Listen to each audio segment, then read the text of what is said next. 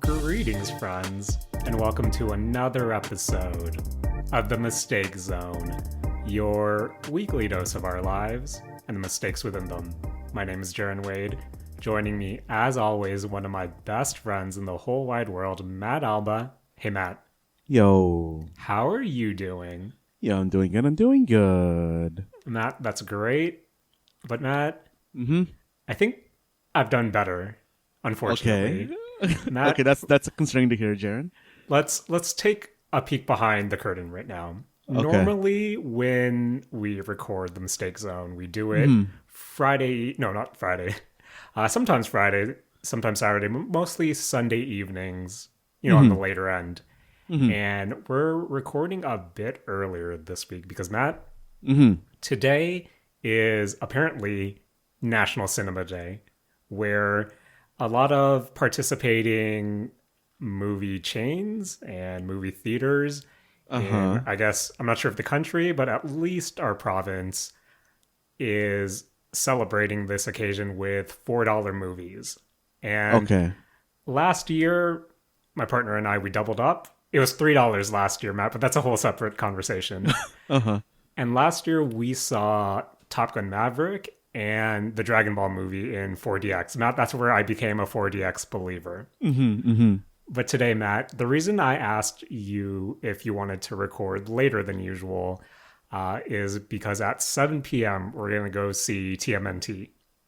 Okay. But Matt, I originally wanted to see if you could record later on the off chance that you couldn't record earlier in the day, because for some reason asking you to record earlier didn't occur to me until just now. More inside baseball. I just asked you, hey, do you want to record right now? Because Matt, we also doubled up in movies today, and I just came back from a film called Grand Turismo. Nice. Jared, that's basically Fast and the Furious. Matt, so before we get into Gran Turismo, so I said already that for National Cinema Day, $4 a ticket. But Matt, at this specific movie theater we went to, if you bought a ticket to Gran Turismo, you got a free medium popcorn. And Matt, nice. A medium popcorn is $8.50. Jared, that's value. That's so much value right there. We'd be stupid not to go to Gran Turismo on this occasion. Not only $4 tickets, but free popcorn. That's profit, Matt. Math checks out. But you know me, Matt. When I go to a movie theater, I don't pay extra for butter because, the value proposition, Matt. I go for the popcorn topping, and I load up on that popcorn topping. And last time I went to this specific theater, and I was holding my popcorn bag, I loaded up on popcorn topping, and all that topping collected in the bottom, seeped through the bag, seeped through all my napkins, stained my pants. Classic. And Matt, one, looks like you peed your pants. Two, doesn't come out unless you really take care of it. Yes, yeah. So I thought, okay, I just need to double up. I need to wear some pants, of course, and I need to put a bunch of napkins in between the popcorn bag and my lap. Matt, I come to you today during the Mistake Zone to tell you, it looks like I peed my pants. Matt, that popcorn topping seeps through so many napkins. Yeah. And these are pretty nice pants, unfortunately. Jared, why would you wear nice pants? Like, you knew you were gonna potentially have a popcorn situation.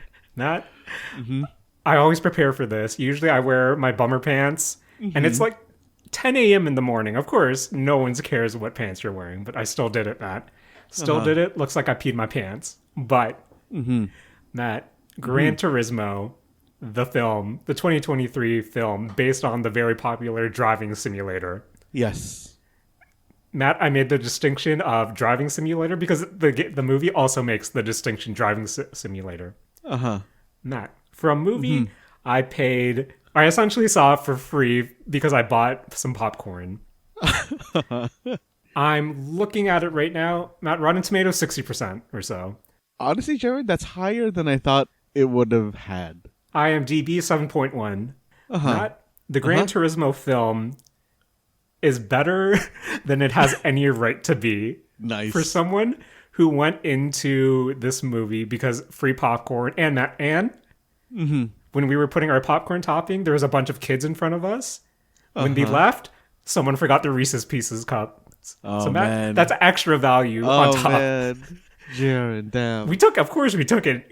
We gave them a few minutes to come back to realize no one came back. So Matt, we had to. I'm the scumbag. You'd be crazy not to take it, Jaren. That's like for the value. Yeah, that's like $8 of candy right there. So Matt, Grand Turismo the film. This is definitely. So I have this category of film in my head because I love my father, Matt. He's a Netflix junkie. This is Netflix dad bait, where if your dad was on the couch surfing for Netflix, looking for something to watch, this is definitely a movie that your dad would probably watch on Netflix. And I believe that's kind of the caliber of this movie. It's Netflix bait, but for some reason, where I would have expected it to be. It's more star-studded than I thought it would be. Mainly, Orlando Bloom is one of the leads, and David Harbour, from Stranger Things, is also one of the leads. More stacked than I thought it would be. But Matt, Gran Turismo is based on a true story, and okay. So you know the synopsis. It's kid loves playing Gran Turismo, gets the chance of a lifetime, wins some contest, proves that he can drive behind the track. Some stuff happens, and then basically, if you see the trailer, you kind of get a gist of what will happen. And if I told you, okay, Gran Turismo is having a movie, the basic premise of, kid wins a contest, becomes a racer, you probably understand what's happening. It's a drama. So it's a drama, but it's really corny, Matt. It's what you would expect for a game based on a driving simulator. The reason I stress driving simulator is because the movie does so as well. I think there was one of the lines was, "Oh, so you're good at the game." No, it's a driving simulator. And other than that, Matt, it's kind of at that level of what you would expect a video game, like film based on a video game, where it's one, predictable, two, really corny at parts just because it tries to do a lot of overlays. So, we'll see driving lines on the track. We'll see corny pop-ups. So, Matt, spoilers. So, the main character, you have Jan and his brother. They sneak out to go to a party. Oh, no. Party under the bridge. Gets busted by cops. They're pulled over. His brother's a football player. He doesn't want to miss the game, and Jan, he doesn't want to miss his race tomorrow, his qualifying race. So it becomes a car chase, Matt. And classic. I hate how throughout this movie, like one or two times, it's like they don't fully commit, which is kind of ironic because one of the themes of the movie or plot points is he has to commit to certain turns. But throughout certain points of this movie, especially this chase scene, is the kind of overlay like a heads-up display. Nice. Is there a mini-map in the corner? Kind of, from what I remember. Nice. And when he successfully loses the cops, you get this big, corny, pure late 90s, mid 2000s race, like Need for Speed pop-up saying cops, escaped or whatever. Nice. And when they realize we're not getting arrested, another pop-up, goal achieved. Like, nice. And through that, it kind of progresses, and there's some cool instances where, it's that typical, oh, I'm racing in this real car, and then all of a sudden the car becomes CG, it breaks apart into all these little pieces, and then it transitions from him behind the wheel to him, behind his steering wheel controller in front of his monitor. So you have stuff like that. But if there's one thing this movie made me realize, Matt, it's how much I hate gamer language. Because, Matt, when you have the plot of, hey, you're this outsider, you're this gamer kid coming into this world of real world races, Matt, I have a few lines for you. Okay. 1, I'm gonna nerf this gamer. 2, wow, you really are a noob. 3, oh, man. There's no restarts on the racetrack. Matt, we were so close to, if you die here, Like, this isn't a game. If you make a mistake here, you die in real Oh life. man. Like, Matt, Uh-huh. it's honestly what you expect. But for me, going in with such low expectations, better than I thought it would be, better than it has any right to be as well. There's actually a nice kind of breakdown where our main character, Jan, takes his, I guess, girlfriend at this point of the movie Hmm. to Tokyo for his post race before his like big race. So there's just Amazing. this slice of life moment of him and her hanging out in Tokyo, and this all comes together to the final race. Not gonna get into some plot points, but Matt, Hmm. let's just say the conflict towards the end is a bad accident happens. All of the quote unquote legit drivers don't want these sim players to be Uh-huh. invading their scene and making everything dangerous. So there's a petition to ban simmers from entering real life races. Amazing. And it's up to our GT crew to place the podium to show that they really belong. One, Uh-huh. not Hmm. not gamer rights. Like, I rolled my eyes so hard there, but the Uh final race takes place at the world renowned Le Mans. That 24-hour race, Matt, which as someone who's not really into the whole racing scene is kind of wild to me. This whole race that lasts 24 hours, you have hmm. a driving crew, everyone takes shifts. Wild to me, Matt. Super wild. But for the most part, by the end of it, by the time that final checkered flag is waved at the end, we had people cheering in the audience because I just assumed a lot of people were there for the free popcorn. But it's Netflix bait, Matt. It has varying quality to it. It's what you expect for a film based on a simulation property. But Uh-huh. I enjoyed myself, Matt. And, not gonna lie, the beginning is a really good ode to Gran Turismo itself. We see a lot of behind the scenes stuff. We see the original creator of the game, Kazunori Yamauchi. So we see kind of the ideology behind Gran Turismo. And then, throughout the film, we see the story unfold. And it is a pretty nice celebration of Gran Turismo. I was, after the film, my partner and I were kind of into it just to compare how real, how based on a true story was this. Uh-huh. And Uh-huh.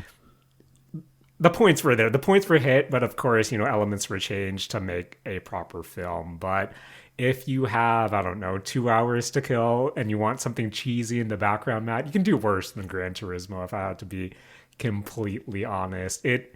It takes itself seriously, but there's still enough cheese that makes you go, yep, this is the gaming culture I'm a part of, unfortunately. Hmm. But by the end of the movie, I thought, hey, this was worth my price of admission, even though I made that back through the various treats we had. And I just want to go back to Japan for vacation because, man, that people vacationing in Japan, I know I romanticize Japan a lot, but Hmm. Hmm. I'm itching that, and I'm just excited for you and the homies to Yo, go Jaren, through. Jaren. October, yo, come through, come through. Matt, TikTok serves me a lot of you guys should buy tickets. I'm not sure how the planning is going for you guys right now, but It's poor, it's poor. TikTok serves me a lot of you guys need to jump in this. You guys need to buy tickets right now. It's pretty cheap. But Matt, hope Hmm. it works out for you and the gang. And again, Gran Turismo, the film. So there are some, parts to it too that kind of celebrate the history. I do like the shot in the beginning when we see Jan opening up his new steering wheel controller. It shows a flash to his shelf, and it's all the Gran Turismo games, like the physical copies, kind of lined up one after the other, which I thought was a really neat thing. Hmm. It's like a PlayStation Films production. So in the beginning, you have that Marvel treatment of, oh, here's a montage of all the different Sony first party games lined up. And kind of before we move on from Gran Turismo, Matt. But on the topic of Sony, it's kind of wild to me where when I think about Sony first party properties, it's I don't know how to properly word this, but when we were growing up, Sony and the PlayStation brand to me, I think I associated that a lot with the Japanese development side. We had a lot of, more quirky games, and of course, even if it technically isn't, I think Final Fantasy VII is the de facto PlayStation 1 game.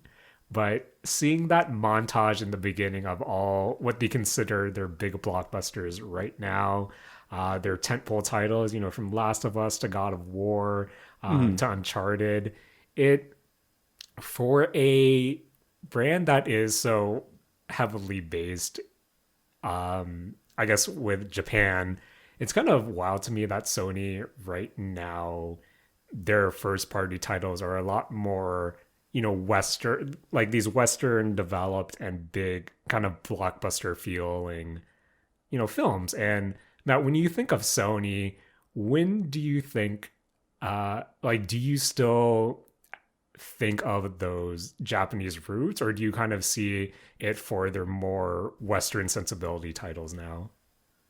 Honestly, when I think Sony now, I really do kind of just gravitate towards God of War and like Right. Uncharted. The only Japanese one that comes to mind like right away, and I don't even know if it's fair to say it's a Sony thing anymore. Maybe just because I associate it so much with the PS3 or 4 was like Metal Gear and Right. I guess Final Fantasy, like 7 specifically, but that's everywhere now. So Yeah.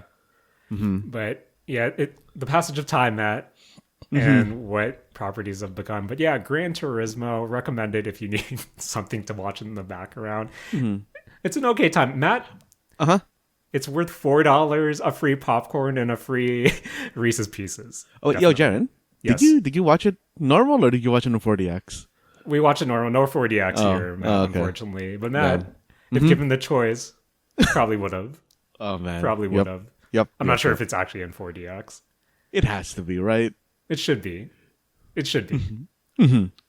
So, Matt, speaking about value, Okay. my partner and I found ourselves in a situation last night where Okay. she wanted to play a game. I forget what the game's called, but it was $20 on the Steam store. And Yeah. immediately I thought, oh man, this was on sale like last month for, the summer sale, last month or so ago. Like, what is it, 6 weeks ago from the sale? Yeah. But Matt, I was just curious. Do you have this weird value proposition when it comes to video games specifically? Because I swear I'm the kind of person who won't bat an eye of, I told you I'm into this app right now called Too Good To Go, where I see, oh, a bunch of cake is $10, gonna get it. Oh, I can get 3 slices of pizza for $4, gonna get it. Oh, I can get 3 bubble teas for $6, gonna get it. But and then of course, food, that enjoyment only lasts like a couple of minutes at most. And when I think of a game, it's automatically, when's the next Steam sale? Is it on Game Pass? It was the Baldurs Cyberfunk dilemma with me last week of, this is $51 before taxes. I don't know about that one. And I was kind of wondering, Matt, do you have this weird value proposition when it comes to gaming as a hobby?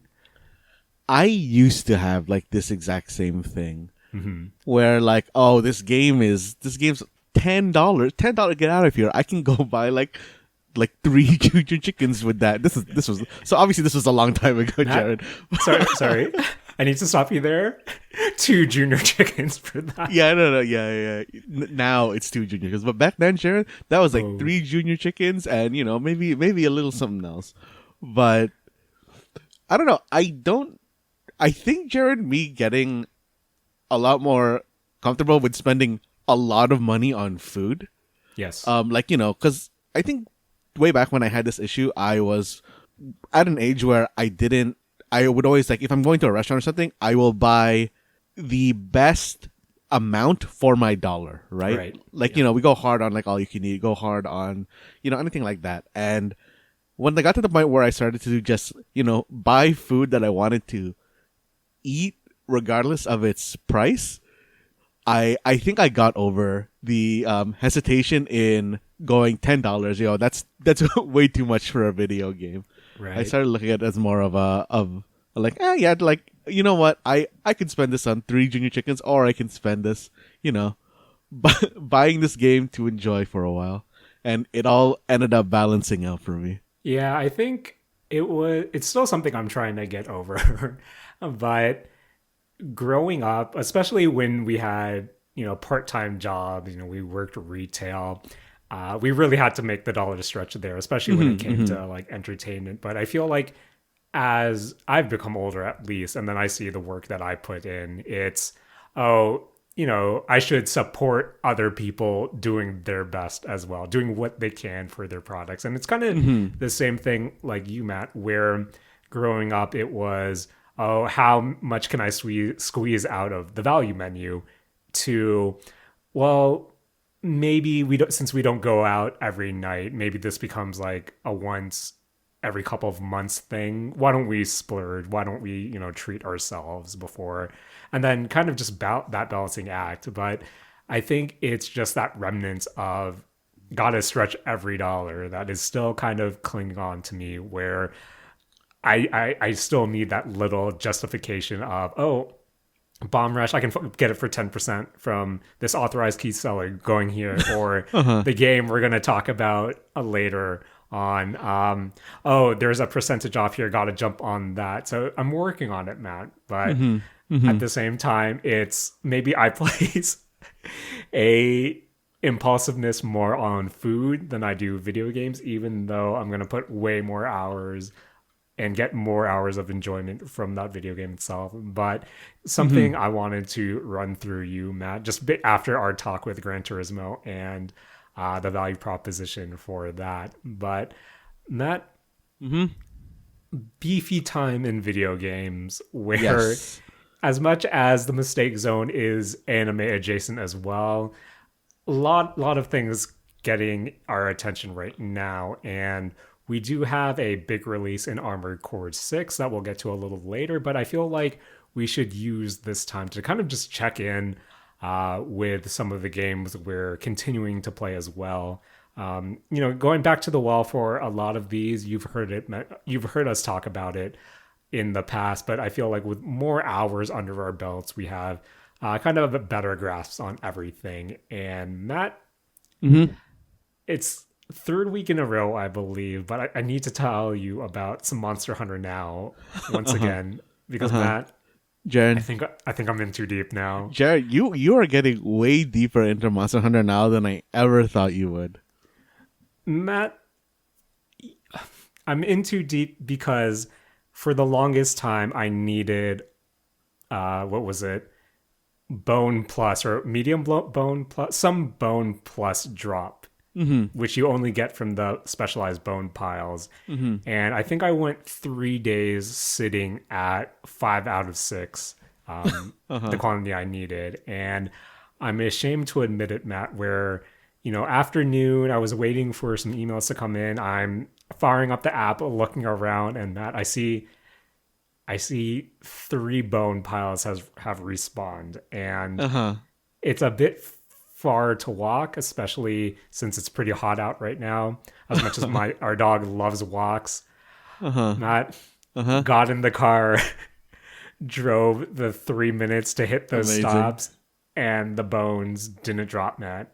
Bones didn't drop, but this has become so with Monster Hunter Now, you're trying to get drops to build your equipment. And I think the thing that's unfortunate is, I know we mentioned it, the past 2 weeks, is in regular ass Monster Hunter, if the drop you need doesn't drop, you just restart that instance. You go about it again. But here it's, one, you hope the thing you want spawns. And if it's a monster, 2, you hope you can damage check it. And then 3, you have to pray that whatever it is, it drops. And it's gotten, Matt, I hate to admit it, it's gotten to the point where we've been out and about and I'd look at my phone and say, oh, can I just walk up the block? I gotta hit this. Or give me 3 seconds. I just need to fight this monster and see if my drop can happen. And for the most part, Matt, those drops don't happen. And I'm also at that point where prime scales, which are the epic drops, used to be the thing that was blocking me. But now I'm at that point, Matt, where, oh, I have prime scales, but I need like the rare, like a wing part to drop, or I need the blue, like the rare equivalent of this monster's drop to drop, and they're just not dropping that. And at least with a prime scale, you need 1 or 3, but with the green or the blue drops, it's, oh, you need like half a dozen here, which I think is kind of worse than just waiting for prime scales to drop. And it's infuriating, Matt. It's making me want to spoof so bad, but at the same time, I feel like if I spoof this game, I shouldn't be playing this game anymore, because at that point I should just be playing like regular Monster Hunter. Yeah. But Matt, one cool thing happened this week when I was fighting some 5-star thing, and I was going to town on it, and Matt, the coolest thing in the world happened to me is did the perfect dodge, got my counter hit in, activated my sword and shield special, did the first few attacks, Matt broke the foreleg or whatever. And then during the sword and shield animation, you jump into the air, hit the head, broke the head, Matt. Felt like a god. I feel like you should just play Monster Hunter, man.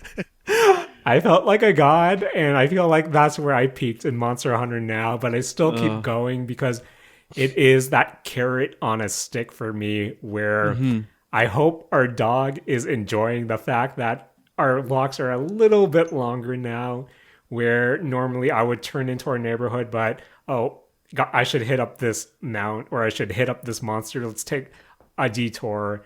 But that one detour means I've taken 3 more before that. So I don't know. I feel like I'm too deep into Monster Hunter now, Matt. Those drops aren't dropping. But to close it out, Matt, as the person who got me into this world, how are your 3 weeks in? How are you feeling with Monster Hunter Now on essentially the 2 weeks before it goes live for the rest of our friends outside of Canada? I'm still enjoying it, Jaren. I'm progressing at a much slower rate than you are, because I won't really, go out of my way to hunt these things. But Jaren, I've actually been back dipping or double dipping, I guess, into Pikmin Go when I'm playing Monster Hunter. Because Jaren, Pikmin Go doesn't require you to interact with it. It just needs to be on, because Pikmin Go is just a pedometer, right? So I can grow Pikmin and I can hunt monsters at the same time, and it's really, boosting my enjoyment of both games. And Jaren, if you're gonna go out of your way to, walk around a bunch for Monster Hunter anyway, you might as well also raise Pikmin at the same time. That sounds efficient. That sounds really efficient. And on our way home from Grand Turismo, we drove by, the downtown park area. And I think there's a community day going on right now, because Matt, a lot of people on their phones, I think, playing Pokemon Go.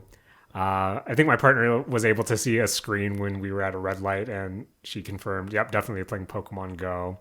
And I know in Toronto, Fan Expo is going on right now. Another pal of ours sent me a screenshot and saying, hey, being carried in all these Rathalos raids. And I thought, damn. I wish I was being carried in Rathalos raids, because Matt, I hate to admit it, I burned through most of my free paintballs on 5 stars that I don't pass the damage check for. And that makes me feel really bad. But I'm slowly but surely getting there. I'm curious how long this lasts, because it is a companion piece for when we're walking our dog, essentially, or if we're out and about. But for the most part, I'm kind of enjoying it. But at the back of my head, it's, you should just play Rise. You should just play World. You should just play something for something that actually matters, because I think sooner or later, man, I'm going to come to that breaking point of, not enough things are dropping for me to really make me enjoy this. But at the same time, it's might as well keep doing it because it's something to do during our walks. But Mm-hmm. to put a bow on Monster Hunter Now for now, Matt, Mm-hmm. what are you currently working towards in the game, and when do you think you'll achieve it? I am currently trying to kind of hunt down Tobi Kadachi. Just because Yes. I kind of really like the Thunder Sword and Shield. Yep. I don't know. Something about it just feels really good to me.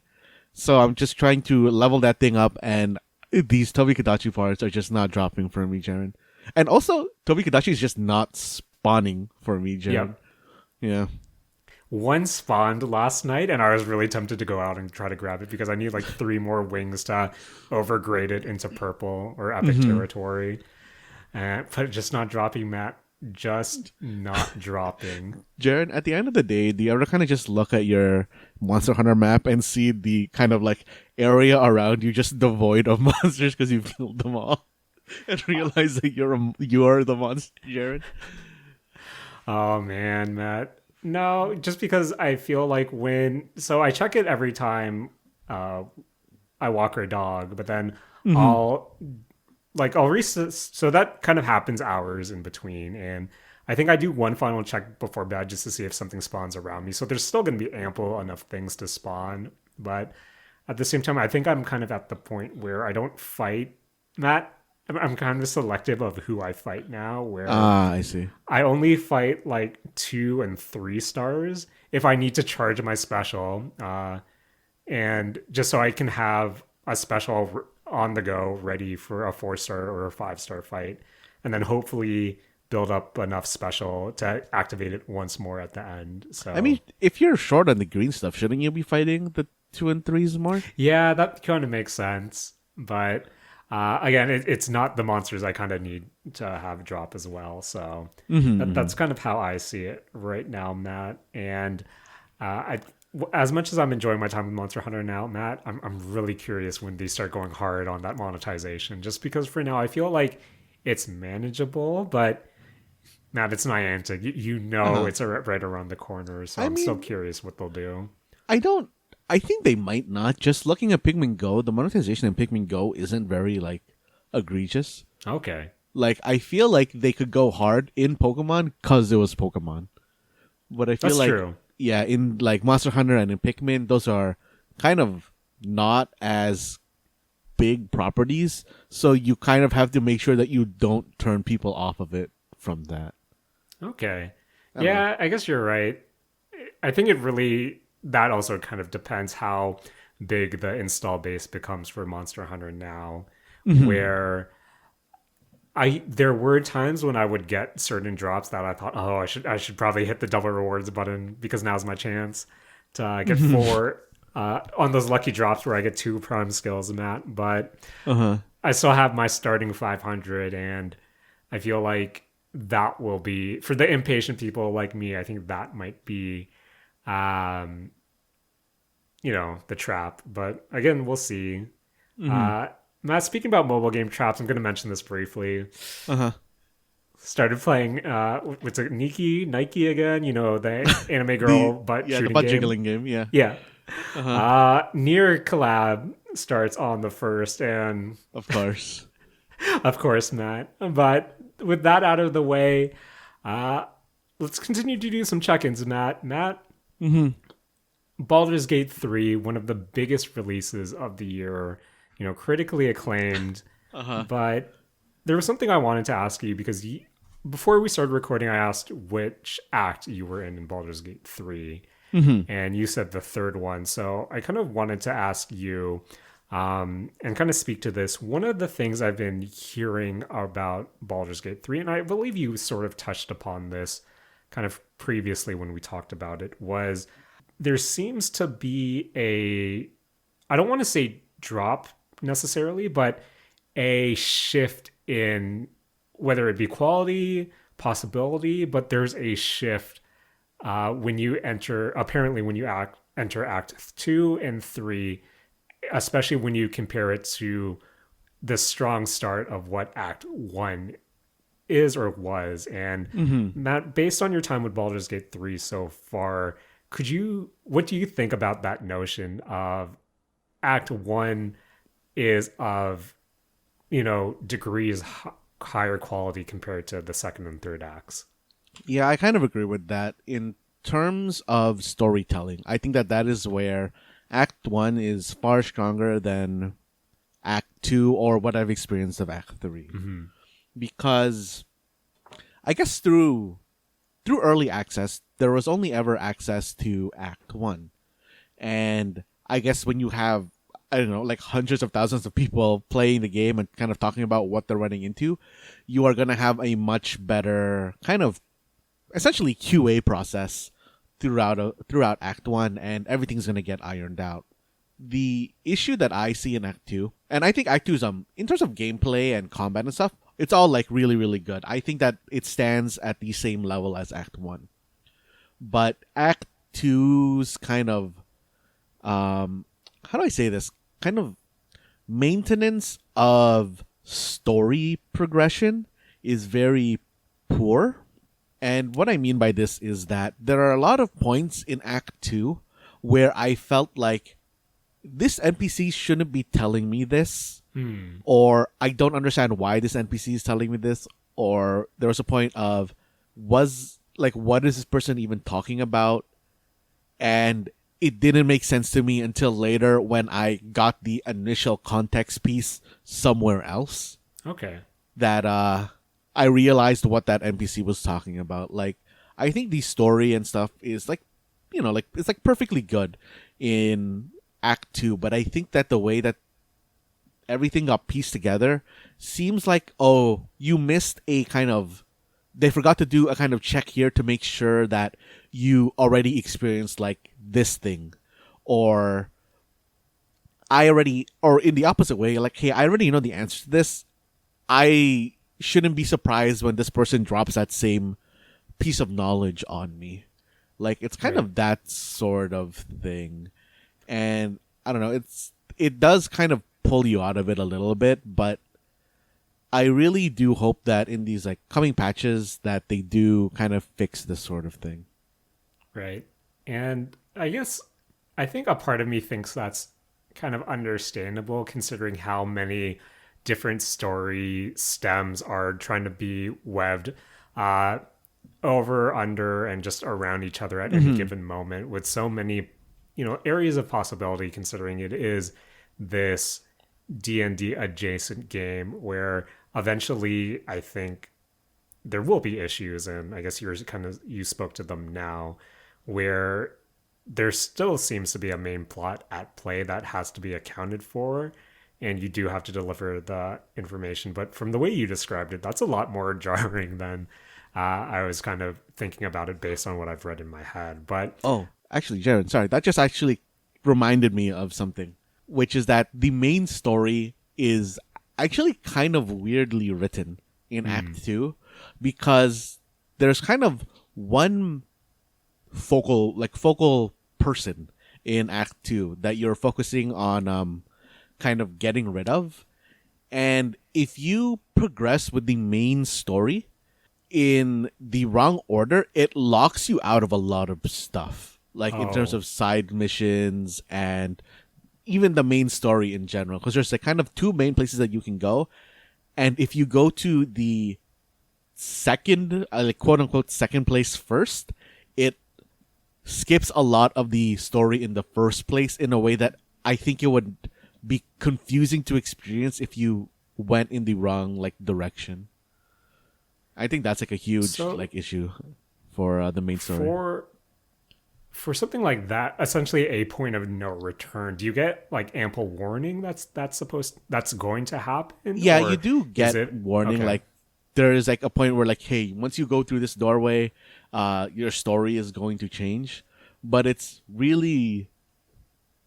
kind of I thought concerning, because I read up about it afterwards, and it's kind of concerning on how much the story shifts at that point.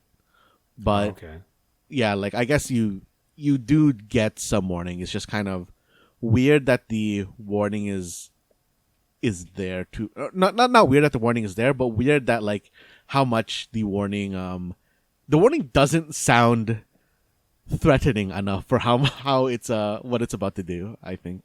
Right. Yeah. Okay. That makes sense. Mm-hmm. And I know we're doing the Baldur's Gate check-in, but Matt, Mm-hmm. I think a game that handled, situations like that did it pretty well was, I think, Diablo 4, especially with how a lot of the side missions did carry over into future chapters, at least from what I saw. Mm-hmm. And then you kind of got this sense of, okay, I should probably clear this up now, or I can continue doing this, or I can leave this one and progress the main story. Mm-hmm. But Matt, Mm-hmm. was there a game you fell off harder than Diablo 4 this year? Or are you still chipping away at it You know behind what? the scenes? I don't even think you have to limit it to this year. I think Diablo 4 is probably the hardest I've fallen off of a game that I really, really wanted to. That I was like going really hard in for a while. Yeah. Man, that's unfortunate, Matt. Uh-huh. But what's not unfortunate, your time with Baldur's Gate 3. What's up, Matt? Story aside right now, how was Act 2 as a whole, and how was Act 3 so with the little you've touched on it? Jaren, there's a very harsh turning point in Act 2's difficulty, which happens after the kind of like that like point of no return that I was talking about, Right. where they just hardcore stop pulling or not stop pulling, but they heavily increase the amount of AoE that the enemy will use. Right. And up until that point, a lot of the stuff that you have to deal with is really just single target damage or kind of control, like the enemy controlling your actions by like CCing you and stuff. And you never really have to worry about your own party's positioning all that much, other than staying away from ledges and stuff like that. But man, Jaren, once that switch flips and they're like, okay, cool, we're going to just AoE you now if you're standing too close to each other, or the traps that they've decided to start putting in the game, which used to be kind of just stuff like, hey, you flip this switch without disarming it, oh, it shoots an arrow at you. But now you flip the switch without disabling it, and now it shoots chain lightning, and it decimates your whole party. Like the kind of switch at that point was wild to me, and it took a bit of reloading to get used to. Oh, are you safe scumming that? Oh no, I mean like it was enough that it like wiped me. Oh, okay. Yeah. I'd probably save scum though. You know me, Matt. You know me. But yeah. difficulty aside, how were some of the adventures you were getting yourself into? It's really good. It's really good. I really kind of liked this latest, this Act 2 area just because it kind of does. It's weird. It promotes you grouping together because there's this kind of like a Final Fantasy Crystal Chronicles-esque thing going on where you need to stay within a bubble. Okay. For a bit. And then once you get released from that bubble, it feels a lot better. There's I don't know, there's a lot of interesting set piece moments that they designed into Act 2 that I really liked. And I don't know, it's overall just like, a very, I think combat wise, a very, very fun package to go through. Even though the story is a little kind of like jank at some point. And they put out a lot of fixes on a very like recent patch, and they've already announced that their second patch is going to be coming very soon. Okay. So I'm kind of interested. And Jaren, one thing that I really, really like about Baldur's Gate's storytelling style that I didn't really like kind of click into at first is that there is so much gray in here, and that I really like. Like, obviously the main story stuff, there's a lot more kind of like, hey, this is good, this is bad sort of thing. But there's enough gray within it that it really is more of a designing your morals kind of thing. Right. And I don't know, I'm kind of like really, really into how they're telling this story.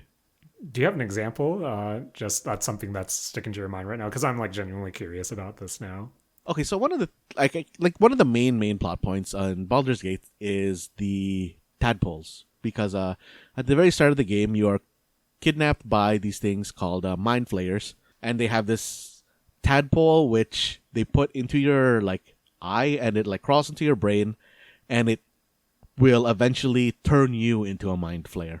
And the whole kind of main storyline of the game is, how do I get these out of my head? And then at some point there's a turning point where you find out that the tadpoles placed in you are subdued by like a MacGuffin. And at that point, a majority of your party still does not want to deal with the tadpoles, but then there's some characters in your party who are far more open to it now that they know that they're protected. And obviously one of them is kind of the rogue character who is far more about, hey, you know what, I'm power chasing, and if you were to kind of like align this character on like a good and evil scale, they probably trend far more towards evil. But I think the really interesting one is the wizard in your party, Gale, who you do, like for the rogue Asterion and Gale the wizard, you don't really need to convince them to use the tadpoles. They will willingly take it. One, because the rogue wants power, and you know that, and they do kind of trend evil, so that kind of makes sense. But I think the kind of like good to neutral wizard wanting the power is a very interesting contrast, because they are not inherently evil, and they are doing it as a kind of point of magical curiosity. And I think that kind of having that sort of, that's enough gray for me that it's more of a, oh, should I actually go down this path sort of thing. And I don't know, it creates an interesting dynamic within the party. Like, that's the first one that comes to mind, but there are a lot more that are a lot more spoilery that I don't really want to go into. Okay, fair enough. But that's, I think that also is enough to kind of pique my curiosity just to see the dynamics at play. But that is actually pretty cool. And with some more time under your belt, Matt, how much more Baldur's Gate do you think you'll be, participating in? Is it something you think the end is near, or is this beefy boy game going to be holding your attention for a while now? I think I'm close to the end, and by close I mean like there's probably like 20 more hours to squeeze out of this game for me. So yeah, I hope that I can get through this soon, because Jaren, I'm drowning in games right now. Yes. And it feels bad. Games, and still trying to hit those animes, man. I'm still trying at the very least. Jared, I'm so glad that this anime season is like relatively tame for me.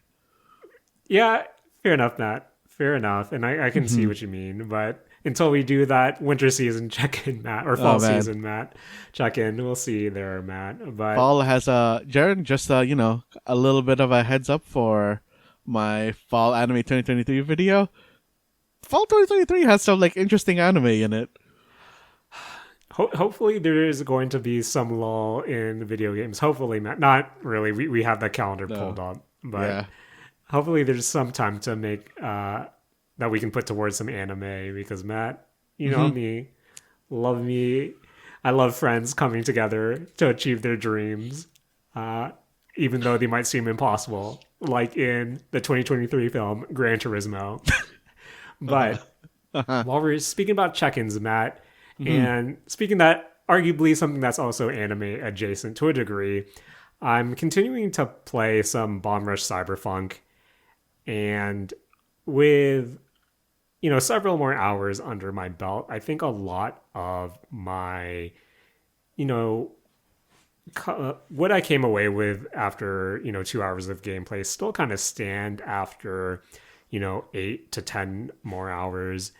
The level variety is, I'm currently in chapter 4, and this is the 4th new area I've come across, but it's kind of what you expect from the game. When you see the first area, I feel like that's a good indicator of what you'll see throughout the whole game, just because I've gone through 2 cities, 1 mall, and now essentially an oil rig.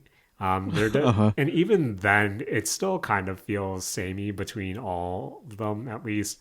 I know when I last talked about this game, I mentioned Jet Set Radio features so much, and I think it's really difficult for me not to not only mention it but compare it to that. And when I think of the variety of levels there, sure, it had a lot more cities, but there was kind of, variety in terms of, oh, I'm essentially in a theme park right now, which mostly consists of roller coaster tracks, or I'm in an underground sewer, or I'm in essentially this orange looking suburban area with housing complexes everywhere. I'm kind of in the back streets of a city, and now I'm just at the Shibuya bus terminal. So to you have variety there with different color palettes, but for Bomb Rush, even the mall doesn't seem like that out of the ordinary. Even the oil rig doesn't seem that out of the ordinary. Even though you do might have cars driving around or like a lot of pedestrians littered here and there, it's still big open spaces. It still feels pretty empty. But that aside, I still am in love with the gameplay. I know last week I was complaining about, not necessarily complaining, but mentioning how, some of the combo challenges feel like I need some sort of power up or upgrade to actually get it accomplished. But after kind of getting used to the controls and surprised being taught more mechanics later on in the game, especially how to extend your combos a lot easier, I think it does become a lot more manageable and even forgiven in some capacities. But for the most part, the gameplay loop is the same. You're skating around, you're tagging spots. To speak about the graffiti system again, I mentioned last week how it's kind of like a star point system where you pick a point and then you go to a different point and then you essentially compose a star shape to make graffiti. And initially I was kind of confused of, I want to how do I select that every time I do a medium graffiti piece, I'll always do this design, or every time I do an extra large one, I do this design. It finally clicked to me that as you unlock different graffiti pieces, it's up to you to do the specific star shape for that graffiti piece, which I don't know why that was so alien to me. But now that I'm accustomed to it, I know whenever I hit a piece and I see whatever star shape, whether it be 4 points, 5 points, 6 points, I know the motion of, these are my favorite designs. This is what I'm going to do. So when I'm incorporating graffiti in my combos, it's a lot more seamless now. So I thought that was really cool. Mm-hmm. And Jaren, for the graffiti, can you change which star motion, I guess, is associated to each one, or are they like locked to each other? They're locked. So I see. The more you unlock, the more I guess position, or not necessarily positions, but patterns you unlock too. And each graffiti is associated with their pattern. So if you see one you like, just go into your cell phone, look up that graffiti, look at the star motion, and kind of commit that to muscle memory, and I guess you'll continue to use that. But before we move on, Matt, Bomb Rush's story mode is not what I expected it to be. I think I touched upon it last week, how it was a bit more existential with you playing, or the lead character being Red, him having a robot head but the body of someone else. And the more I play of the game, Matt, the more it becomes this weird mix of that philosophical existentialism that I got from Nier the subtitle, despite being one of my favorite games of all time. Automa's subtitle always escapes me, even though I love 2B. That's why I'm playing Nikki right now. And there's a side of Minority Report with your dictatorship police force who is trying to use algorithms to predict crime. And it's kind of wild, Matt. What I do appreciate from Bomb Rush, though, is, again, you play as Red, and there are these every time you clear a burrow, he kind of blacks out and is seeing memories of someone else. And when you're put into these memory dream sequences, the environments totally change. They're a lot more abstract. Say you're on this road with a bunch of cars coming toward you with, floating billboards, floating buildings, and it's up to you to kind of traverse these platforming puzzles. As the more I play of these games, the more the platforming puzzles become evident, especially when you're trying to tag certain graffiti points as well. And I think for me, I found myself doing a lot of puzzles where it's a lot of trying to retrain my brain of, oh, I don't need to fidget with my left analog stick, because if I fidget with that, that's gonna put me off course and I'm gonna end up missing the jump. So it's a lot of trying to take my thumb out of the stick and just jumping, so I'm flinging myself straight instead of, fidgeting left or right. But at the same time, there have been some platforming puzzles where the camera has gotten the best of me, and it's gotten to the point where it's kind of annoying. One puzzle in particular, think of a circular building, Matt, with billboards, spiraling up it. And the platforming puzzle is I need to wall ride and jump, wall ride, jump, wall ride to each of these billboards to kind of make my way on top. And the way the camera's position is, if I don't know, since the next billboard isn't really apparent, I need to turn the camera for me to actually be able to see where I'm going to land. But sometimes if you overturn the camera, then your character will turn around 180 and then the momentum will shift and you're going back down. And that was like one of the more frustrating elements where sometimes I feel like you're kind of fighting the camera for some of the platforming puzzles, for some of the combos, where I feel like the camera's just close enough to you where if you're not, and the camera itself is kind of sensitive, where I need to just barely push the camera a bit up so I know where I'm going to jump, because if you don't position the camera properly, you might just miss your jump, you might miss a rail to extend your combo, and it is what it is, unfortunately. So the more I play of Bomb Rush, the more I am enjoying it. I am enjoying trying to find my combo lines, just the act of skating. I do like the aesthetic, the characters I'm meeting, but from a mechanic level, that's where I'm kind of fighting some of the controls, some of the camera, some of the mechanics. But for the most part, it's still scratching that Jet Set itch that has been itchy for close to 2 decades now. And it is, I am enjoying it. I think after the borough I'm in right now, I think there's one more, and then I'm assuming a end game sequence. So I think maybe around 2 or 3 hours more of gameplay time. But if it's anything like the Jet Set Radio games, that's when you're going to unlock a lot more of the score attack, time attack challenges to unlock different characters that come from other crews. But yeah, Matt, enjoying it for what it is. Some lows, but still some highs, especially when it comes to its overall style. I just have to say, like, visually, even though like the bike, the BMX, the skateboard, the rollerblades, they all control alike, I just don't like how the bike looks. I feel like the tricks aren't as flashy as the other two, and it feels just a bit more clunkier, even though they all control the same. But I think that's just a personal taste. Matt? Jared, the bike seems, I don't know, in my head when I think about, this, of course, being the spiritual successor to Jet Set Radio. Yeah. The bike seems incorrect. Like the skateboard I understand, but the bike seems weird. The skateboard actually took me a lot of time to also kind of get used to, just because I'm so used to seeing rollerblades or inline skates here. But I've gotten kind of used to the skateboard as well. But yeah, for the bike, just visually, it looks kind of clunky, and which is kind of a shame too, because there are some points in the game where certain doors will only open if you have a certain, I guess, mode of transportation equipped.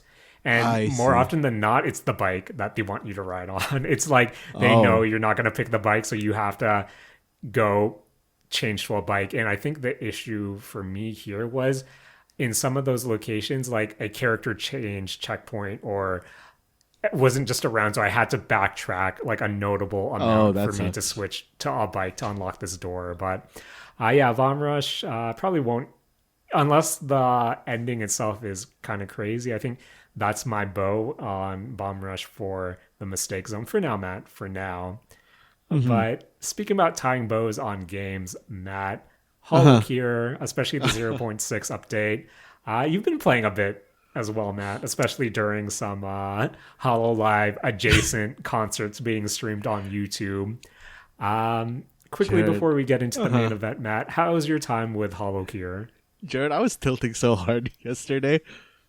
Jared, during that concert, I was kind of just trying to get just one clear on all the characters, right? Just Yeah. because I don't know, I just wanted to do that. And Jaren, I would look up at the screen at a bad moment, and I just wipe. And Yep. I was tilting so hard because every single one of those wipes happened between like 16 and 20, Yes. and Matt, I was just tilting I know so that. hard. I know that. Oh my Especially god. as someone pre zero point 0.6 who was trying to do a lot of AFK runs, and you need to build a certain way. If you don't hit your special, your AFK run like stops. And as someone who did this a lot when he was a sleepy boy, Uh Matt, huh. I'd blink and I'd be dead. And I Yeah. think with Holocure, there is this for someone who's played a lot of Vampire Survivors, Hmm. with Holocure, there's this level of difficulty that really calls for your attention that you don't get in Vampire Survivors, especially as you said, once you hit the 16-minute, 17, 18-minute mark for the single runs. And I think with the way the fandom, so in Holocure, you have a fandom level for each of your characters. And with zero point 0.6, it's when you accomplish certain things in the game, you would achieve different fandom levels. And the higher your fandom level is, the more bonus passives you get. And by the time you reach the Gachikoi level, which is the highest fandom level you can get, you Hmm. get this stat bonus, and then you get all your passive skills already level 3 or whatever, which makes your ideal building. That really helps you because you essentially save like 12 or so level or 9 or so levels when you get Gachikoi. Um, but at the same time, I feel like one with the fandom change, it is kind of beneficial where before to get the highest level of fandom, you had to clear all 5 stages, the 3 normal stages and the 2 hard stages, and then get G rank 21, meaning you had to roll that character 21 times in the character gotcha. Hmm. And with the change, I feel that if you have to roll 20, if you roll a character 20 times in the gotcha, you just have to clear stage 1. uh, I think any 2 regular stages and then 2 hard stages for you to get max fandom level, which I think is a nice change because you technically play a bit less, but some of those like regular normal stage 4, that's kind of like a beefy boy in itself, where Hmm. if you're not paying attention, even though it's a normal stage, you'll probably like wipe at the 16-minute mark. And same with stage 3 hard, where even more so, I've only completed that like a few times with a fully level fandom character. Hmm. So yeah, the difficulty spike is certainly there. And I also feel like with that comes you need to have a certain build. You need to have a good level of it's a balancing act of a good level of offense, but also a good level of defense. Where I feel Hmm. like for me, Matt, if I'm going in to clear stage 4 or stage 3 hard or even stage 4, I still have to be follow a certain build as opposed to just doing whatever I want for like the early Hmm. stages, Hmm. which is kind of a shame because I think personally you don't have that. At least for me and my skill level, you don't have that much build diversity, especially if you want to go for your clears. But Yeah. to kind of wrap it up, Matt, Rene is probably my favorite character in the game right now. Even though her basic attack is kind of on the weaker end, I love her special. I love the Tone Jock special. I like how it has the unique mechanic of when you activate it, you essentially have five charges given to you, which you can save up until your next special is ready to activate. And Matt, her Tone Jock punch just looks good. It feels good too, especially with that slight rumble I have on my controller. I'm a fan of Anya. I like the damage her output, plus her special move is fun as well. And Matt, even though Iris and Oski and even Rainy to a degree are your, solid go-to farmers, Risu's no joke in terms of farming as well, Matt. Plus, I just love her kind of kit as well. And when you have all those nuts going on the screen, plus with a greed stamp, Matt, so good. I feel like for me and my playstyle, greed stamp always on lock. Whenever I see it, have to pick it up. But with Holocure, Matt, have you been exploring the Hollow House at all? Not really, Jaren. I've just been going in, setting up plants, setting up, what do you call it? The slaves, Yep. and, just doing some fishing. Have And you then found I'd yourself leave. in the fandom yet? No. Yeah. I have not.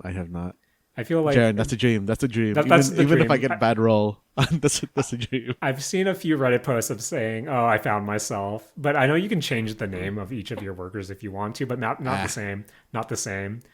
Yeah, I'm still chipping away at Hollow House. I still haven't customized my house at all. Right now, I'm kind of working towards the golden fishing rod when I have some downtime.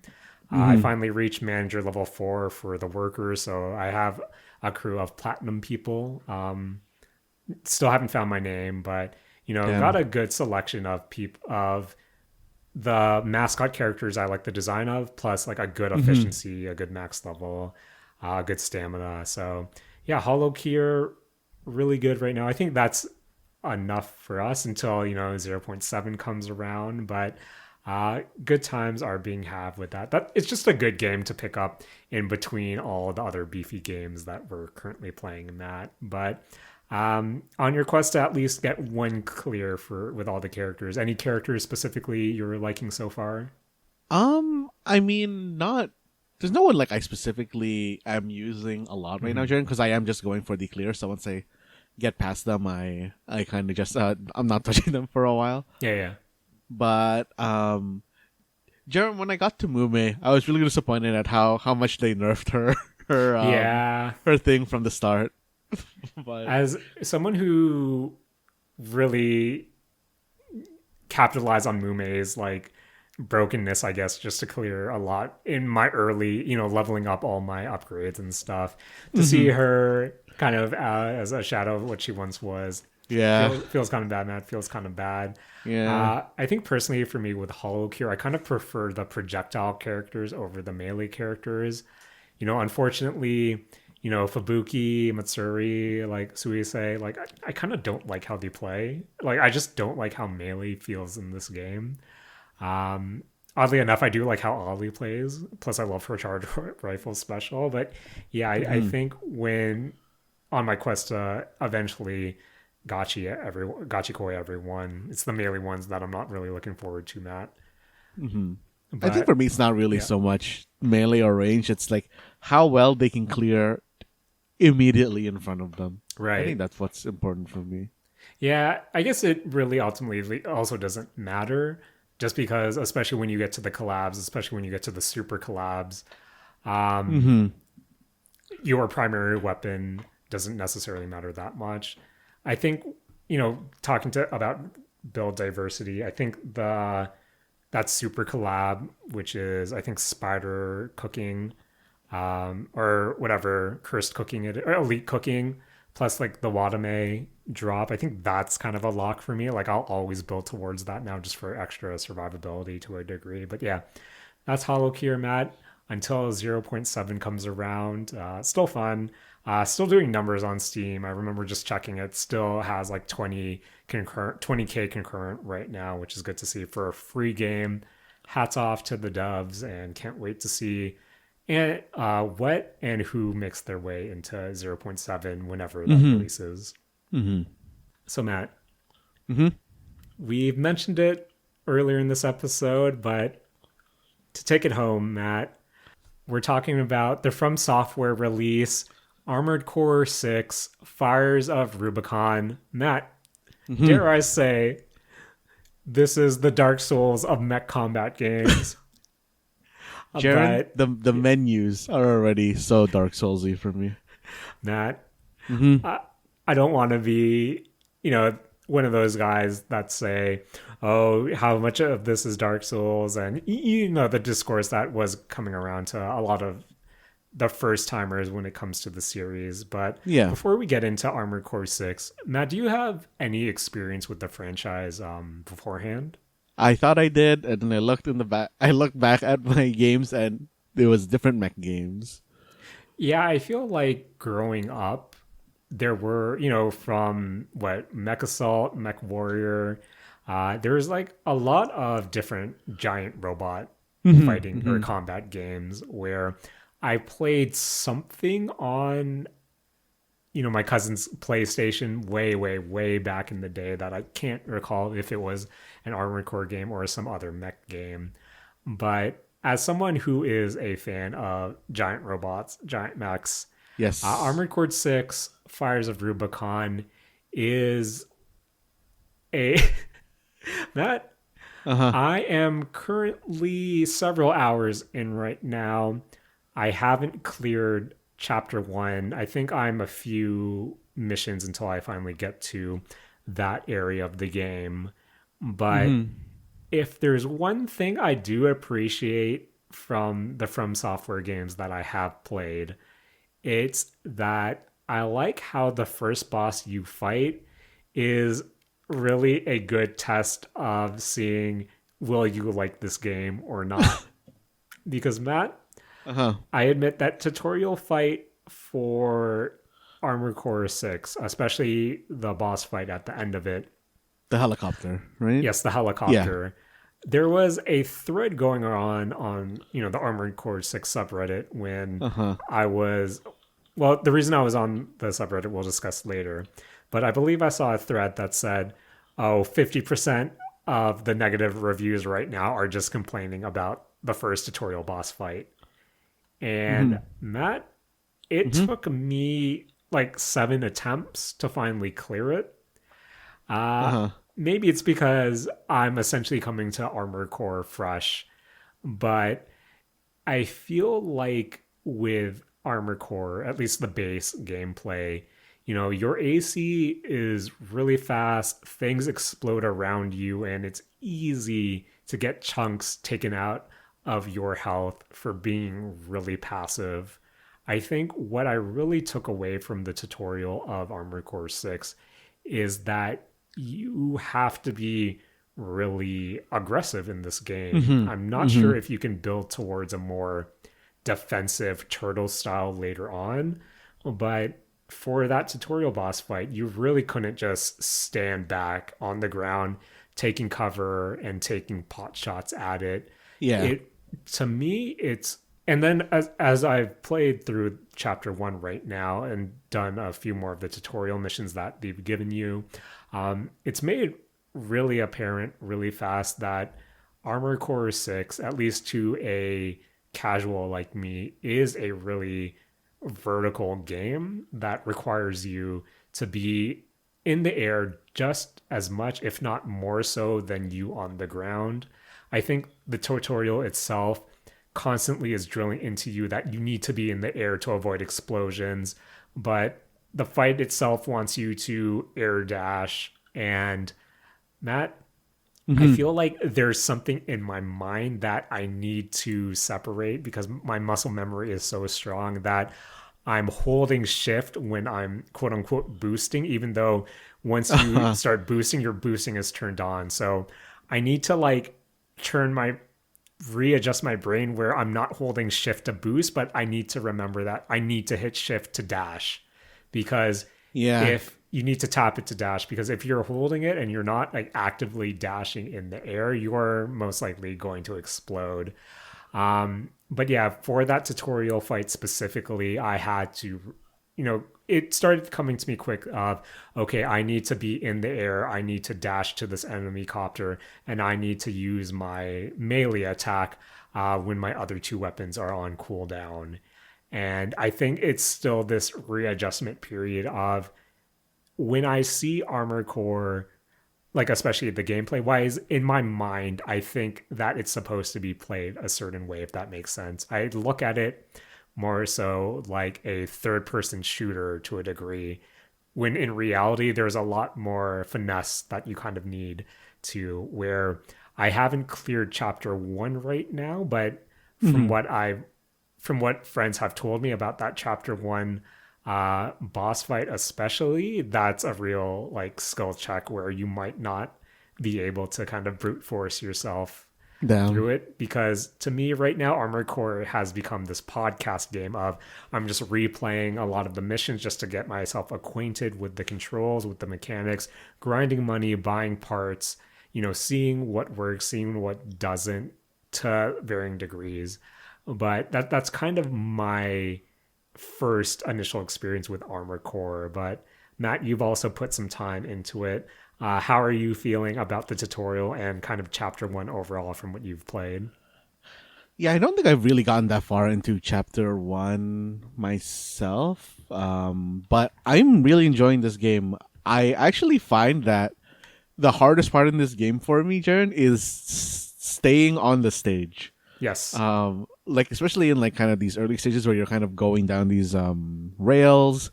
It's, I don't know, very hard for me, and I don't like how the platforming mechanics of this game handle. But Yeah.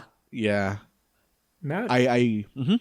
have you done the chapter one mission, mining ship takedown? No, I haven't. I've only gotten to. Oh wait, no, the mining ship. Yeah, is that the Yeah. big walker? Yeah, the big walker. Yeah.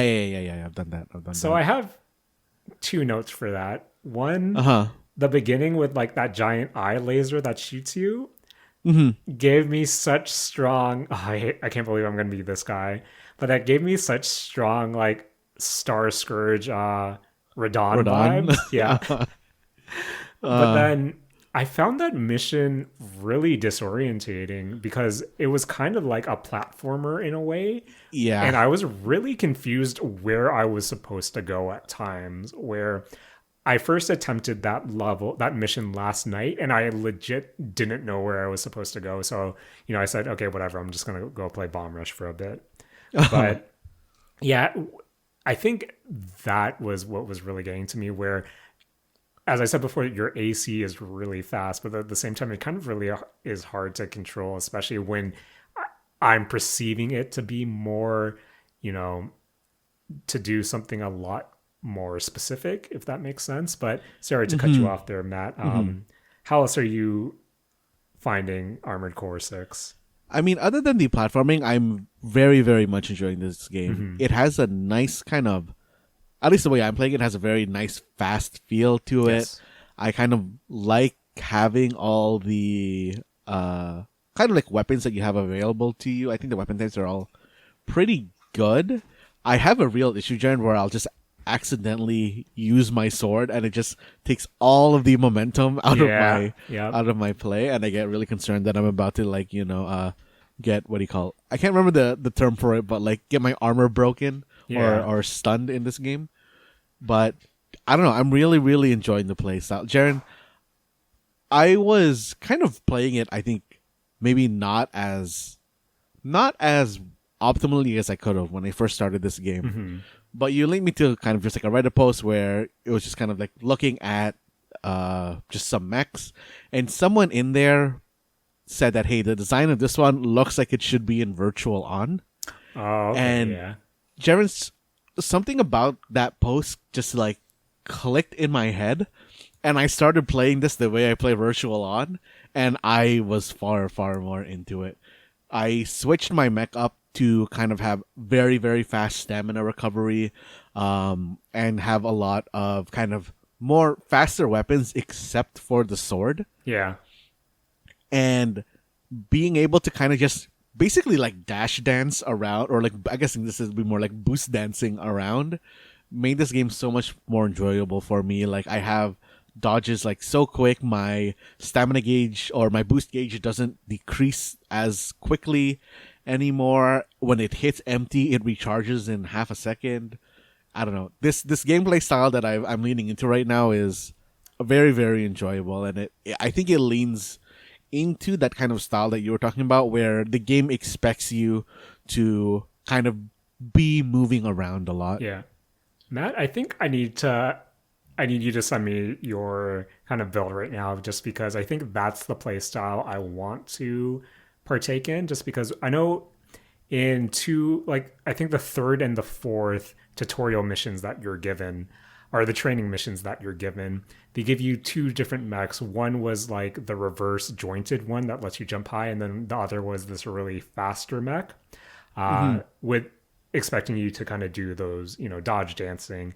And I think of those two, it was the faster one that I found myself really enjoying, that specific style. So I think that's something that I want to look into as well, just because I think right now I'm doing Operation Wall Climber, which has a sub boss at the end, which I feel like is another skill check for you, and I'm banging my head around it just because specific things I want to do, essentially my stamina isn't keeping up with me. So I think I do need to workshop it and tweak my mech a lot more than just having the default one that you're essentially given, instead of just, for me, adding a shield. But speaking of that build possibility, one of the biggest features of the game is just that level of customization, whether it be from build to your overall appearance. And Matt, how are you finding that level of customization? I like it. I think that being able to kind of just from a design standpoint, being able to really get into how your mech is painted is very nice. Having kind of all the options you have of each piece having, I don't know, 5 or 7 ish points of like color articulation, for lack of a better way to say it. And being able to, put decals wherever you want, being able to, you have a lot of choice between the pieces on your mech. It's just very unfortunate that learning how everything works in terms of stats is so clunky. Yes. And I don't know. There are still some things that I don't really understand about my stats. And the fact that they hide the kind of full stats menu away from you at the very start, like you have to press something to make it show, is I think awful. I think if there's one thing that I will ding about Armored Core right now is just this. I think a lot of the menus need work. I think it just kind of feels clunky, especially like, Matt, are you playing on mouse and keyboard or with a controller? Yes, I'm playing on mouse and keyboard. So the first time I started up Armored Core 6, I had my controller plugged in just because, I don't know, I played Elden Ring with the controller, so I thought maybe I'll just play with the controller here. And Armored Core is one of those games where it doesn't switch its command prompts on the fly. You have to set it manually in the options of, do you want to see keyboard displays or do you want to see controller displays or prompts? And for someone who had a controller plugged in and then it just served me the mouse and keyboard prompts right away, was really jarring to me, because I am used to kind of games being able to adapt on the fly, and that's why I pick mouse and keyboard. But when it got to things like, not only again, when you were discussing looking at the stats of what part I want, especially when it comes to applying decals, or especially ones that you're putting freely on your AC, I think that like controlled horribly, where I was actually really, for some reason, I had both my controller and my mouse and keyboard plugged in, where I was moving the camera with my controller And then I was trying to pinpoint where to put a decal specifically with my mouse. And I don't know, I think that aspect of the game could use a lot of work because even then you can really do a lot of fun things with the customization with the decal creator.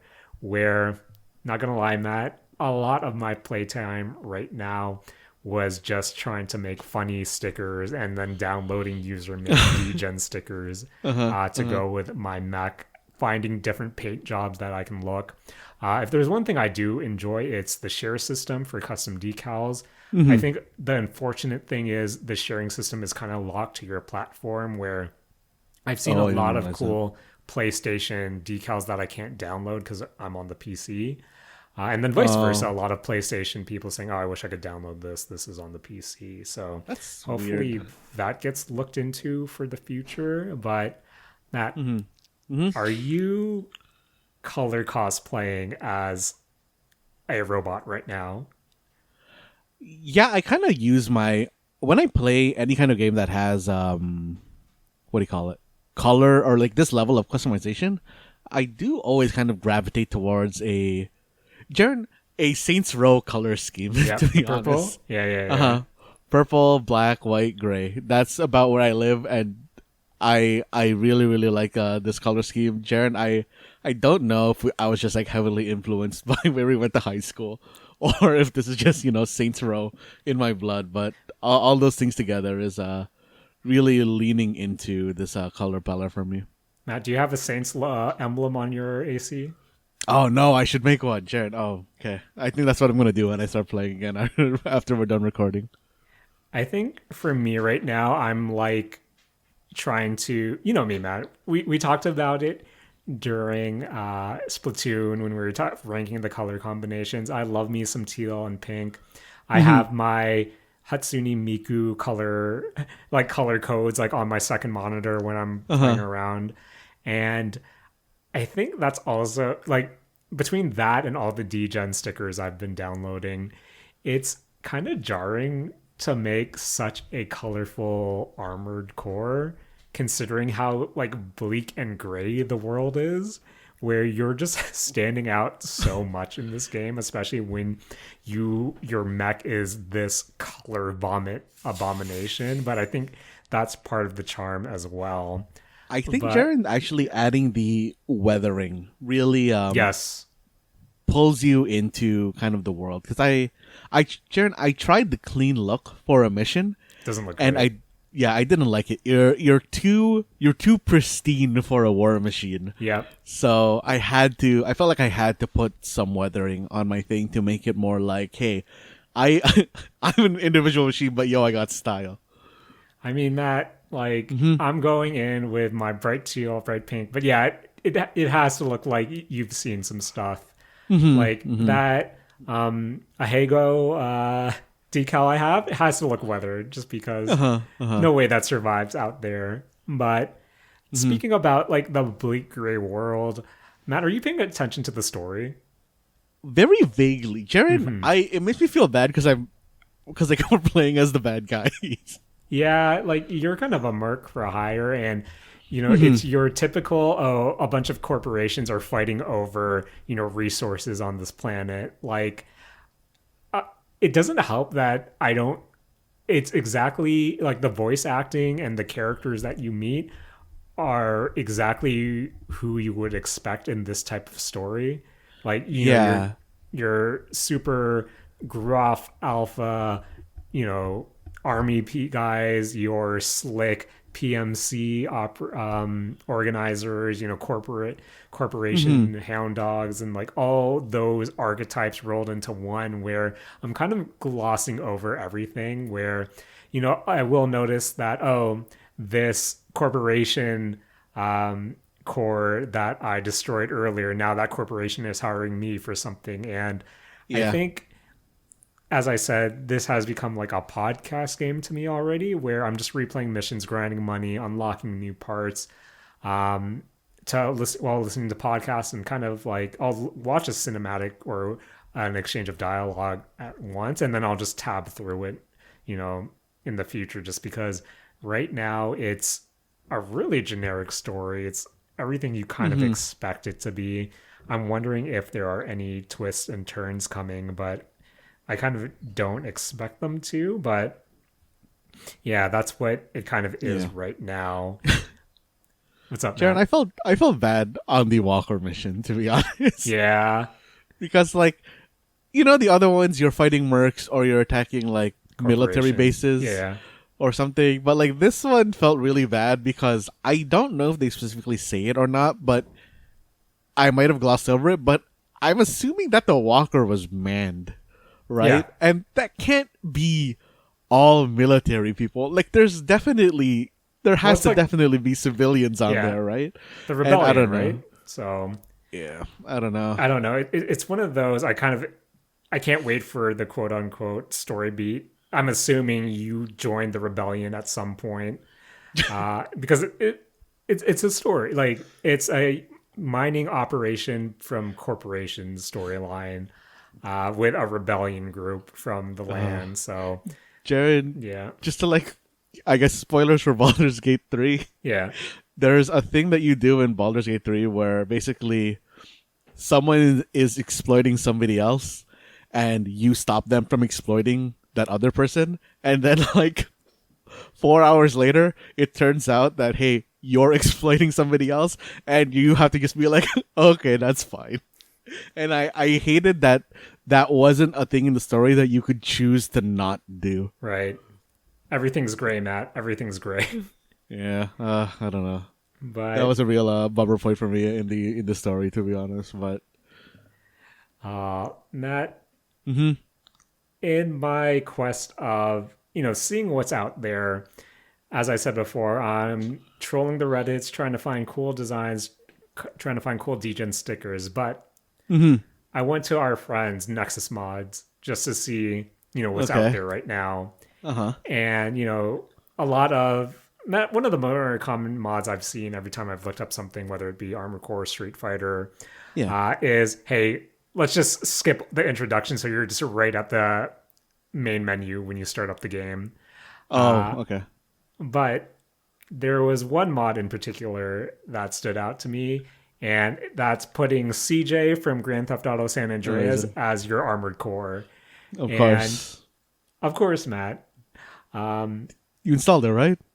Not yet, Matt. Not yet. Oh. But in terms of mod support, is there anything you're kind of hoping to see in Armored Core in terms of mods, or do you think this is kind of a vanilla experience you'll be okay with? I think for the most part, this is going to be a vanilla experience I'm okay with. I think 2 mods come to mind for me that I would really want. One is just kind of a quality of life menus kind of Right. mod that just kind of makes them, I don't know what you would do, but like just makes them better to navigate. And the other one for me is that this game automatically for me loads into HDR. Oh, And- okay, yeah. Which is I think I messaged you earlier about this, saying like, all my screenshots are kind of like gray looking. I wonder Yeah, like same, why that same is. line. Yeah. And it turns out that is just because of HDR. And I really hope that there's some kind of mod that does like, hey, when you're taking screenshots of this game, it somehow puts them into normal quality or like non-HDR mode so that you can take a proper screenshot. Yeah, I think that would, just some quality of life stuff would be really helpful. Yeah. It's like all very minor. Like I think that this is overall this game is like kind of where I want it to be as a vanilla experience. Matt, I don't know how game dev works. I don't know how mods work, but let's just get weird with it. Just put Scourge Radon in it. Let me fight all the Elden Ring bosses as my Armored Core and see how that fares. For some, You know, what's up?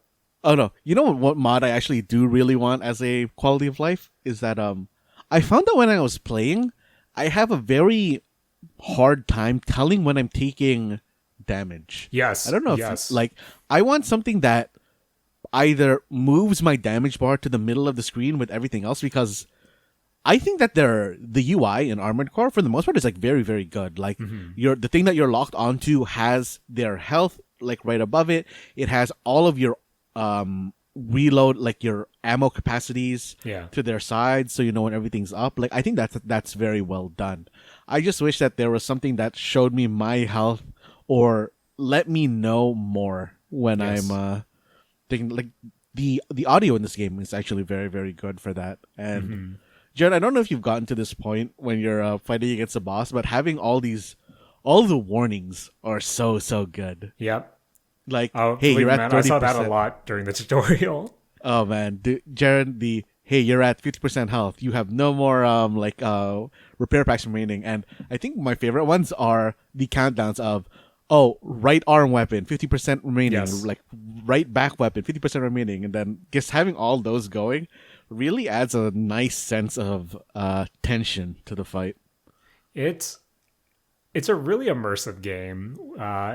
Again, difficulty is definitely there, but in terms of presentation, um, I just wish the UI, some of the controls were a bit better. But like when you're piloting your AC, when you're in the thick of it, it can get overwhelming, at least for me early on. But I feel like once it all clicks, and then once you're able to really get a lay of like look at your screen, look at the HUD, and know exactly what's going on. I feel like if you're able to immerse yourself in it, I think this would be a really entertaining, fun, unique experience. And I think for myself right now, I'm still in that easing in period just because, when you're saying, oh, when you're looking at your reticle, when you're locked on someone, you have their cooldowns, you have their health.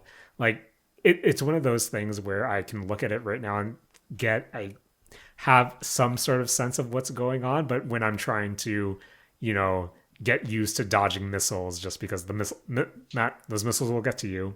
I Hmm. feel like I'm still in that easing in period, and I'm still waiting for it to click. Maybe it's just I need to find a build that I'm comfortable with. I'm still running for the most part the default boy with some Hmm. adjustments here and there, but I think I'm hoping once I'm more accustomed to the game, once I recognize a lot more of what it's trying to tell me, I hope Hmm. that I'll enjoy it a lot more than I am right now. Not saying I don't enjoy it, but uh, if this game is me making a funny Hatsune Miku Gundam Uh-huh. and just pretending I'm a mercenary doing like these baby contracts while I listen to a podcast for a few hours, Hmm. I think that's enough for me. But I'm hoping to see like that chapter one boss, Matt, is what will be the real litmus test for me that I'm looking forward to if I actually stick with this game or not. But Hmm. Matt, as someone who is more enthusiastic than myself, what are your closing thoughts on Armored Core 6 I for hope this week I at don't. least? Yeah, I hope that this chapter one boss isn't as high of a skill check as you're making it sound like it is, because I'm still in a very, I don't know, fragile, not fragile, kind of playing around state Right, in terms of my build, and I hope that it's not the type of boss that kind of requires you to comply with a certain build type. right. So yeah. But yeah, Matt, link me your build. I want to try that mobility boy right now, Hmm. rather than the default state. But yeah, Honestly, Jaren, it's all about the generator. Like the Dafeng generator really helps. Really helped me out. okay. Well, Matt, Hmm. Armor Core 6, Fires of the Rubicon, the Dark Souls of mech games, Uh huh. out now, really popular. I think just this week on SteamDB, I think it peaked at 156K concurrent users, Hmm. which I think was reported to be the second biggest from opening. So really popular game. Really curious to see how people are receiving it, and how many people are clearing that chapter one. I need to look up that achievement right now after I finish it, Matt. Uh huh. Hopefully, Uh when I huh. finish it. But yeah, we'll probably check in just to see our progress in the next coming weeks. But Matt, Hmm. another beefy episode of the Mistake Zone for, Yes. I think, a beefy time in gaming in itself. Because Matt, Hmm. there's going to be a lot of games in the upcoming weeks. Hopefully, we can circle back to some anime as well. But Matt, Mm-hmm. that has been the mistake zone for this week. And what a doozy, Matt. What a doozy. Oh Um, man. Matt, what are you looking forward to? I know we were potentially discussing some, possibly doing a what's coming out in 2023, but I feel like our calendars will be pretty jam packed for the next few Yeah. weeks as well. But Matt, Mm-hmm. alongside Armor Core 6, your Baldur's Gate 3, what else is coming to mind for the essentially fall season of the Mistake Zone? Jaren, I think that I'm still gonna be doing Mon Hun. Like, Jaren, I want to finish Baldur's Gate because when you were talking about Bomb Rush last week, Jaren, I also was considering going into Bomb Rush, and then when you started talking about spiritual successors, I started playing Cassette Beasts, Oh, okay. and I don't know, Jaren. Like, there's a lot of games that are currently, coming down the river for me, and I'm really concerned on my free time management. Oh man, Matt. But we'll see how we're managing in the next few weeks, especially Matt, that beefy Mm-hmm. boy Starfield out and about, not even touching upon that leaker drama going on Jared, that leaker right drama now. is wild. Maybe if we have an off time next week. But Matt, Hmm. another beefy, I said before, but this one is true, another beefy episode of the Hmm. Mistake Zone. And, some thank yous. And I guess like to be semi serious or serious for a tiny bit, a lot of the hobbies that we follow saw some unfortunate passings this week. So just taking this time to mention rest in peace to Winham Rotunda, who people more so know as Bray Wyatt from the WWE, sadly passed away this week, as well as wrestling legend Terry Funk. Unfortunately, Arlene Sorkin passed away. People may recognize her as the Harley Quinn voice actress. No, damn. So, rest in peace, condolences to the family, and thank you for the hours of entertainment you've given to varying degrees of the Mistake Zone and those participating in it. But Oh, Jaren, Bob what's Barker up? died this week as well. Oh, Matt, not a good week, Matt. Yeah. They say that I kind of hate that phrase, death comes in threes because Hmm. Hmm. chances are, not only do people bring it up, but unfortunately, sometimes it happens more than threes, which is also a bummer when you kind of consider, Matt, we're Hmm. growing older. Yep. Um, even stuff like Matt, I was actually worried with that Nintendo news from this week or last week Oh yeah, with that just like it's just a red post with white text on it, yeah. and they're And then I apologizing. saw, Oh man. Charles Martinet. I was like, oh no, what Oh yeah. happened? Oh man, Jaren, I thought he died. Nah, that was so. But just to briefly touch about it, Charles Martinet.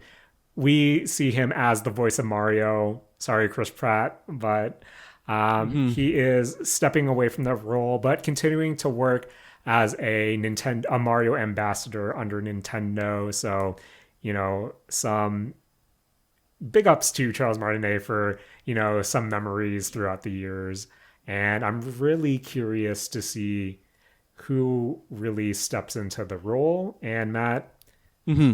I hate to kind of mention it because, given where we are at with the state of, voice act, like AI voice generation, and Uh huh. even like the notion of Nintendo having a bank of his like vocal clips and, Mario not being a speaking role per se. Uh, Hmm. at least this isn't joined with an announcement of, oh, don't worry, what we have his AI voice, or we're just going to repurpose previous recordings. But thank you too to Charles Martinet for all the entertainment as Mario that he has provided. And Matt, before we Hmm. go, Hmm. with this passing of the torch, so to speak, do you think this opens up for a voice replacement to kind of do the same thing that we've expected Mario to do, or are we gonna, Matt? Are we gonna see a fully voiced Mario down the road?